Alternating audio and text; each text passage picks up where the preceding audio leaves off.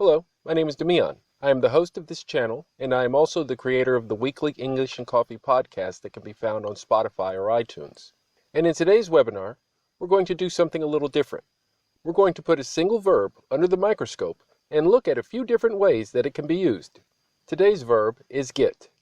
The simple definition of the verb get means to obtain or acquire something. Examples: did you get enough sleep last night? Did you get the message? Did you get a new car? Did you get the point? Get, to obtain or acquire something. Hey, did you get the message that I sent yesterday? No, I didn't get it. What did you send it on? I sent it through WhatsApp. Hold on, let me check. Nope, I didn't get anything. Well, the app shows the little check mark thingies saying that you read it. Hold on, maybe I did get it. Let me check again. Oh, now I see it. Yeah, I got it. It was back up a few messages. You sent me a video, right? Yeah. Well, what's it about? Well, watch the vid and you'll get the point. Yeah, I'll watch it, but it better not be one of those stupid cat videos again. The basics, right? But what about get up, get over on someone, get over, get through, get it over with? Now, I'm sure that some of you may want to classify these as phrasal verbs. I just call it English. Let's take a closer look at get up. Mark, get up. Don't let him keep pushing you around. He's just going to hit me again. He's stronger than me. Get up and stand on your own too. You're nobody's punching bag. In this dialogue, Mark is being physically attacked and is sprawled out on the floor. His friend is encouraging him to stand back up on his feet.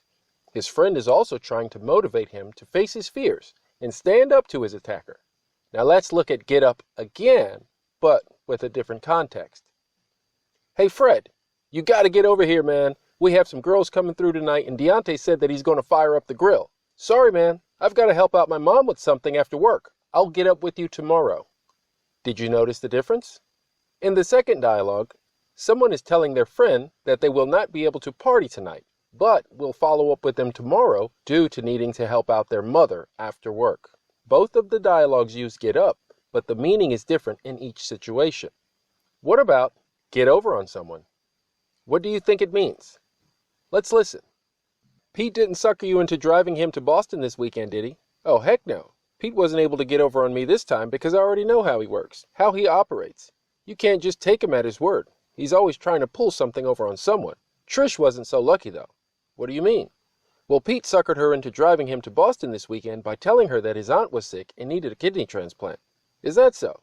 Well, it doesn't really seem like he tricked her or anything if she's helping him go visit his aunt. You don't get it. What do you mean? His aunt died 3 years ago. Oh, yeah, oh. So what's happening here? In this dialogue, two friends are talking about how Pete has a tendency to take advantage of someone's willingness to help him. Pete has a reputation of being a manipulator amongst his friends, and Trish has become the latest victim of his lies. Now what about this one? Hey Rick, how much did you pay for the cable package? $120. You paid $120 for basic cable? Was internet included in the package? No, just basic cable. And they said it would be $40 more if I wanted to add internet. Man, they're getting over on you. I only pay $80 a month for internet and cable with my provider. You need to switch companies. I think you're right. Who are you with? I'll tell you if you use my referral link. In this scenario, someone is pointing out how a cable company is overcharging their friend for a service that can be obtained at a cheaper rate. Would you like to hear the rest? Tell you what. If this video gets 10 likes, I will create another video with examples of how to use get through, get over, and get it over with. Thank you for watching. If you liked this webinar, please like and share the video. If you would like to be notified of future releases from the channel, consider subscribing and clicking the notification bell. Also, don't forget that you can listen to over 200 episodes of the weekly English and Coffee podcast at www.englishandcoffee.org. for more useful English insights such as this. Until next time, remember, sometimes just getting started is the quickest way to get over the mountain blocking your success.